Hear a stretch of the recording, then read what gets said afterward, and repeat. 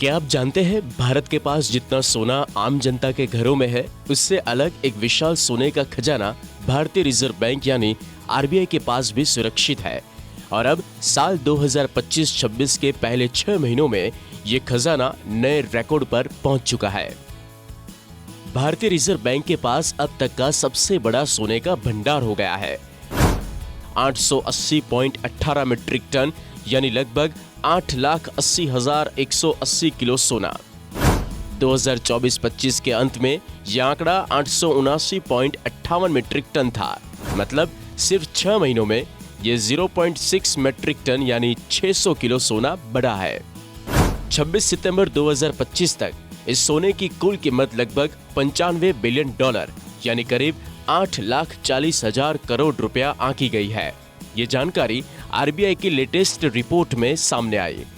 यह आंकड़ा बताता है कि भारत का गोल्ड रिजर्व अब विश्व के बड़े गोल्ड होल्डर्स में शामिल है। अब जरा देखें आरबीआई ने यह सोना कब और कितना खरीदा। जून 2025 में 0.4 मीट्रिक टन यानी 400 किलो और सितंबर 2025 में 0.2 मीट्रिक टन यानी 200 किलो, यानी कुल मिलाकर 0.6 मीट्रिक टन सोना इन 6 महीनों में जोड़ा गया। पिछले 5 साल की रिपोर्ट पर एक नजर करें तो 2020 में 661.4 टन, 2021 में 695.3 टन, 2022 में 760.3 टन, 2023 में 794.6 टन, 2024 में 822.1 टन और 2025 में 880.2 टन।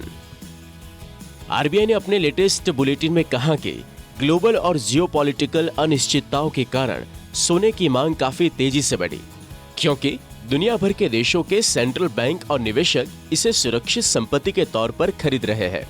मांग और खरीद बढ़ने से कीमतें ग्लोबल और घरेलू मार्केट में भी बढ़ी। एक साल में सोना और चांदी कितनी महंगी हुई। 31 दिसंबर 2024 में सोना 76,162 और चांदी 86,017। 23 अक्टूबर 2025 को सोना 1,23,827 और चांदी 1,91,200, यानी सोना में 63% बढ़ोतरी और चांदी में 76% बढ़ोतरी हुई। अब आपको सवाल होगा कि सोने का भंडार बढ़ाने से क्या होता है। बता दें कि यदि किसी देश की करेंसी अंतर्राष्ट्रीय स्तर पर कमजोर होती है तो सोने का भंडार उस देश की आर्थिक स्थिरता को बनाए रखने में मदद करता है। 1991 में जब भारत की इकोनॉमी डूब रही थी और उसके पास सामान इंपोर्ट करने के लिए डॉलर नहीं थे, तो उसने सोने को गिरवी रखकर पैसे जुटाए थे और इस फाइनेंशियल क्राइसिस से बाहर आ गए थे। रिजर्व बैंक सोना क्यों खरीदता है? सोना एक सुरक्षित निवेश माना जाता है जो आर्थिक अनिश्चितता या करेंसी डिवैल्यूएशन के समय मूल्य बनाए रखता है। आरबीआई अपने विदेशी मुद्रा भंडार को डाइवर्सिफाई करने के लिए सोना खरीदता है ताकि डॉलर या अन्य करेंसी पर निर्भरता कम हो।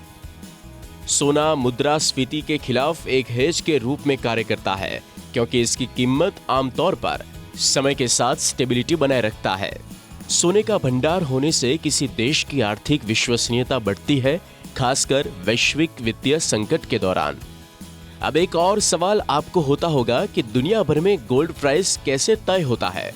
बता दें कि डिमांड और सप्लाई, सोने की माइनिंग, सप्लाई, रिसाइकलिंग और डिमांड जैसे ज्वेलरी इन्वेस्टमेंट इंडस्ट्री प्राइस को प्रभावित करती है। लंदन बुलियन मार्केट एसोसिएशन द्वारा 2 बार डेली प्राइसिंग की जाती है। यह वैश्विक बेंचमार्क होता है। इन्फ्लेशन, इंटरेस्ट रेट्स और डॉलर की मजबूती सोने की कीमत को प्रभावित करती है। डॉलर के कमजोर होने पर सोने की कीमत बढ़ती है। युद्ध, ट्रेड सेक्शन या संकट की स्थिति सोने की मांग बढ़ाते हैं, जिससे कीमत बढ़ती है। कमोडिटी एक्सचेंज जैसे कॉमेक्स में सोने के फ्यूचर्स और ऑप्शंस ट्रेडिंग भी कीमत को प्रभावित करती है। अंत में इतना ही कहेंगे कि भारत का यह कदम इसलिए भी अहम है क्योंकि दुनिया भर के कई सेंट्रल बैंक अब डॉलर के बजाय सोने को रिजर्व संपत्ति के रूप में प्राथमिकता देने लगे हैं। इससे अर्थव्यवस्था को स्थिरता और ग्लोबल क्रेडिट में भरोसा बढ़ता है। भारत अपना आर्थिक कवच सोने में गढ़ रहा है। आरबीआई का ये गोल्ड रिजर्व आने वाले समय में भारत की आर्थिक मजबूती की सुनहरी निशानी बनेगा। पूरी खबर देखने के लिए धन्यवाद दोस्तों।